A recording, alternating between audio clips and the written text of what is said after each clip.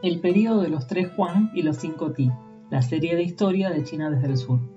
Aprender la cronología básica de las dinastías chinas es muy importante para tener un marco para la comprensión de otros temas, además de que es una historia realmente fascinante. Para comenzar, hablaremos del período anterior a la primera de las dinastías. La primera de las dinastías antiguas chinas es la dinastía Xia. Algunos textos chinos antiguos hablan sobre un grupo de grandes gobernantes que lideraron a las tribus chinas antes del establecimiento de esta primera dinastía. Aunque no hay registros escritos de aquella época, ya que la escritura china no había sido desarrollada, no pocos historiadores de la antigüedad recogen leyendas arcanas sobre los gobernantes anteriores a los Xia. Las historias de estos gobernantes mezclan una rica mitología con narraciones que se corresponden con el período histórico. En la historiografía china se lo ubica entre el 2852 y el 2070 a.C. Fuera de China, los personajes de este período han sido históricamente considerados como mitológicos, pero desde el descubrimiento de restos arqueológicos de la dinastía Xia, que también era considerada anteriormente una leyenda, cada vez más historiadores y arqueólogos creen que sus historias podrían corresponder a antiguos gobernantes tribales. Estas leyendas se habrían transmitido de forma oral, adquiriendo tintes fantásticos para engrandecer sus figuras y habrían sido recogidas por historiadores chinos posteriores. Algunos yacimientos arqueológicos descubiertos recientemente podrían arrojar luz sobre este oscuro mar de mitología e historia. Al periodo anterior a la dinastía Xia se lo conoce en chino con el nombre de San Huang Wuti, que a veces aparece traducido al español como 3 soberanos y 5 emperadores, o de forma más anacrónica y sin sentido cultural, como 3 augustos y 5 emperadores. Nosotros hemos decidido preservar los títulos en chino de estos antiguos gobernantes, ya que no existe una traducción satisfactoria al español. El principal problema de traducción lo presenta el título de emperador. Cuando el rey de Qin unificó a China en el año 221 a.C., decidió crear un nuevo título que fuera superior a Wang, rey. Buscando legitimar su poder sobre otros reyes, decidió tomar los títulos de los grandes gobernantes tribales de la antigüedad para formar así el título de Huangdi. Al español, este título se ha traducido históricamente como emperador. Por esta razón, preferimos no traducir ni Huang ni Ti como emperador, soberano o augusto.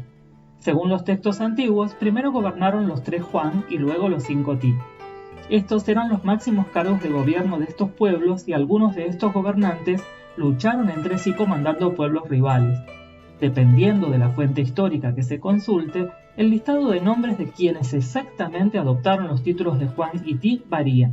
Incluso algunos historiadores modernos señalan que el cambio en el listado podría reflejar el paso de una sociedad matriarcal a una sociedad patriarcal, ya que en algunos listados incluye una mujer y en otros no.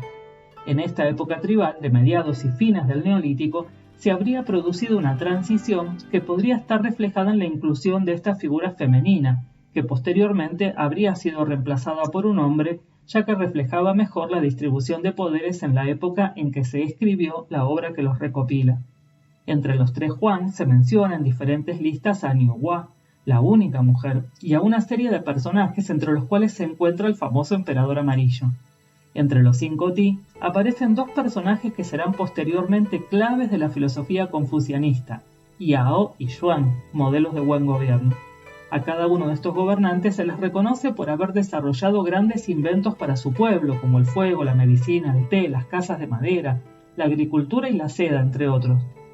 La gran mayoría de desarrollos que se les reconoce coinciden con lo descubierto en yacimientos arqueológicos de este período, y son tecnologías con las que la dinastía Xia contaba al momento de su fundación.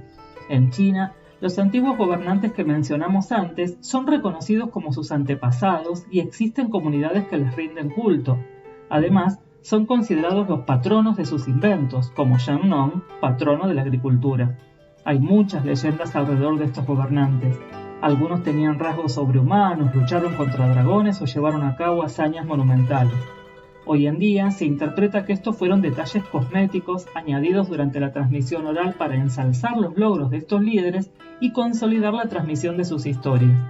Uno de los detalles más llamativos es la gran longevidad de la mayoría de ellos, pues se cuenta que superaron los 100 años y llevaron una vida muy activa.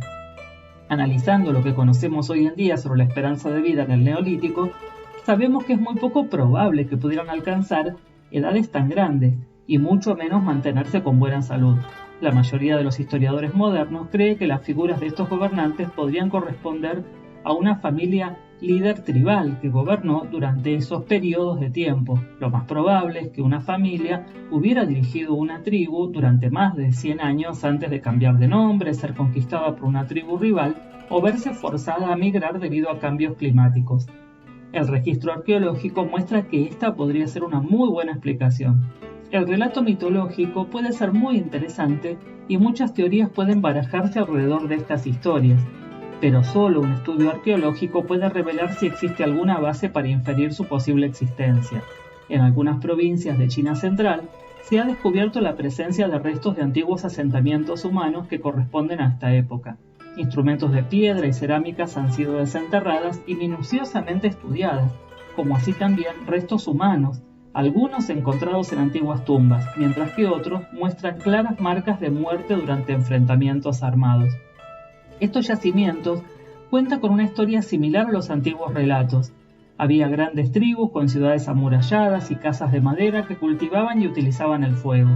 Las armas antiguas, así como los cuerpos humanos con heridas de guerra, confirman que las tribus solían tener enfrentamientos armados por el control regional.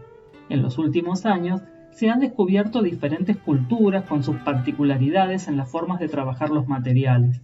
Historiadores chinos modernos creen que el yacimiento de Xipo, en la provincia de Henan, podría corresponder al pueblo de Huangti, porque se encuentra en la zona que los antiguos asignaban a este líder.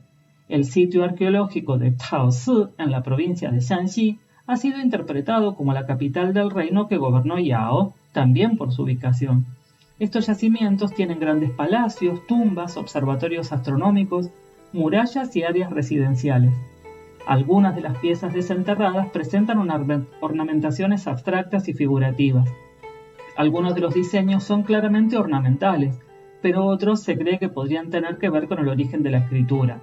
¿Esconderán estas marcas más historias sobre los 3 Huang y los 5 Ti? En la actualidad, los arqueólogos y lingüistas todavía no han sido capaces de descifrar esas marcas y existe la posibilidad de que eso nunca suceda.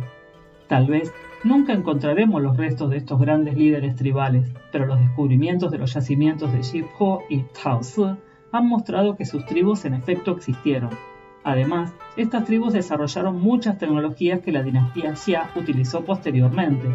Por fortuna, los arqueólogos chinos trabajan incansablemente para comprender el origen de su civilización, y será solo cuestión de tiempo que encuentren nueva información sobre sus grandes antepasados que legaron una compleja y hermosa cultura. Si quieren saber más sobre la historia de China, los esperamos en China desde el Sur.